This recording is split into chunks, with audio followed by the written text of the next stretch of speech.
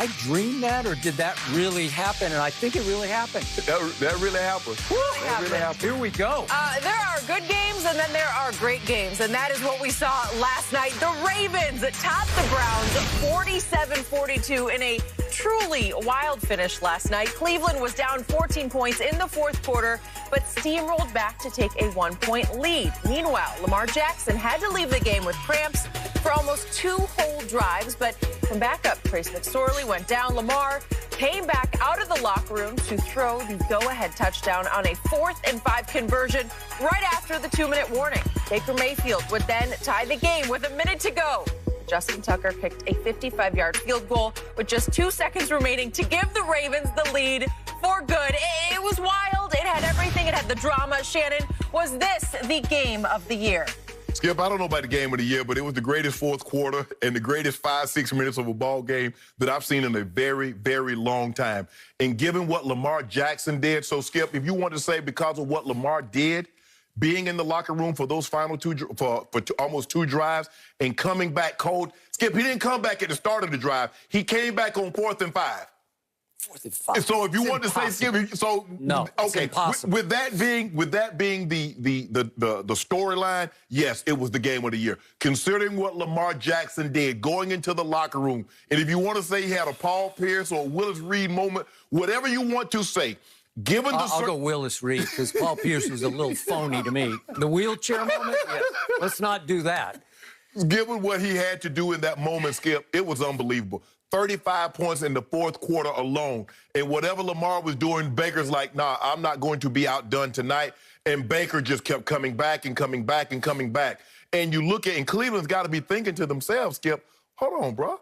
We just put 500 yards. We scored 42 points. Baker threw for almost 400 yards. And we still lost?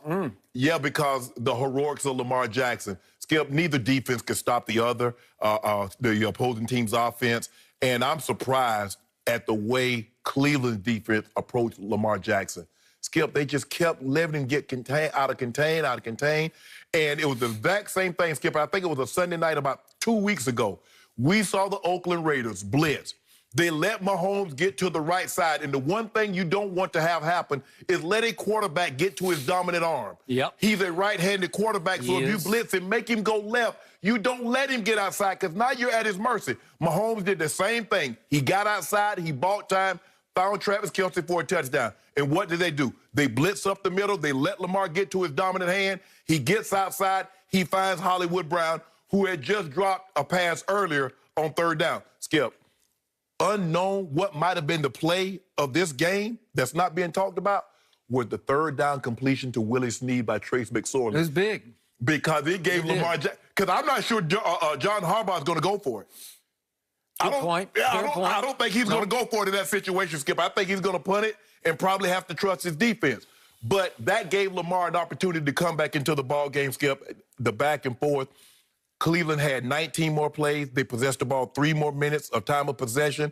But Lamar Jackson was getting touchdowns and going 75 yards running the football. Skip, this is unheard of. Yeah. And again, another 200-plus yard day running the football with Lamar Jackson. Skip, if you don't take his legs away, it's hard for them to beat. It's hard for you to beat the Ravens if they don't turn it over.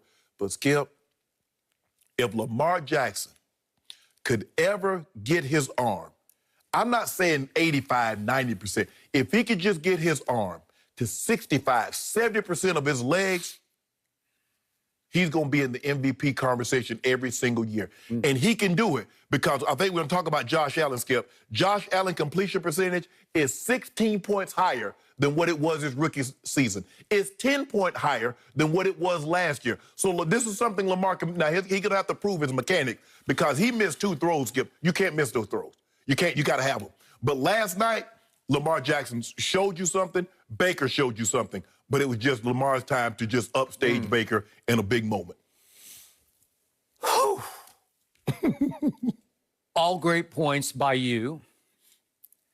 I don't even know where to start. This was fairy tale. It was storybook. It was better than fiction. I thought at the end of the game of one of my all-time favorite writers, whose poem is the reason the Ravens are called the Ravens. And he's a Baltimore native, or he was, named Edgar Allan Poe. Yep. And he wrote a poem called The Raven. And the Ravens' name, his name is Poe. That is correct. And he was known for incredibly creative writing, most of it in the areas of gloom and doom. And death and destruction, macabre. But if he had written this plot and tried to sell it to Hollywood, they'd say, no, it's too unbelievable. Stop it. No. And yet it happened. And both quarterbacks were sensational in the clutch. And Baker really rose and shone last night, and we'll talk more about him later in the show. But it was his best game as a pro to me from start to finish, all things considered. Yes. That was the Baker I knew and loved at the University of Oklahoma, where he was operating, using his legs as well as his arm, constantly on the move, rollouts, scrambles, buying time, running with the football, scrambling for a touchdown, sliding into the end zone, just full of you-know-what and vinegar, because he's at his best when he is at his hot doggy most arrogant. That's what fuels him. That's who he is. And that was vintage Baker. And yet Lamar came back in from nowhere when I least expected it and said, no, I got you. And remember, they're obviously from the same draft. And you don't think Lamar wanted to stick it to Baker in Baker's house? Yeah. It's literally Baker's house. We have to watch Baker's house every other commercial, and we had to all last night. And I still say the target he keeps painting on his back gets bigger and bigger. But last night, he lived up to it. I think every progressive commercial is shot in that stadium. It is. No, it is. So Lamar, and by the way, there was one vintage moment when Lamar scored early and threw the ball against a sign up against the dog pound. And he caught it. Yeah, and it came right back to him. And I said, this is magical, man. This might be his night. And then Baker scored when he slid into the end zone, and he fired a ball at the sign on the side of the stadium. Don't think he wasn't trying to bounce it off the wall and catch it. He was. He was trying to do it. And yet it came down to those crucial few minutes when we saw Lamar leave the football field. And the first thing I thought of on injury was this play. I'd like to show one play, and it happened with about 6.5 minutes left in the third quarter.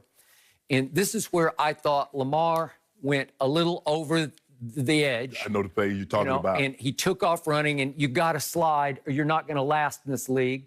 They made him cut back, and he just said, I got, oh, God. Yeah. And when he did that, I said, no, you can't. That's like...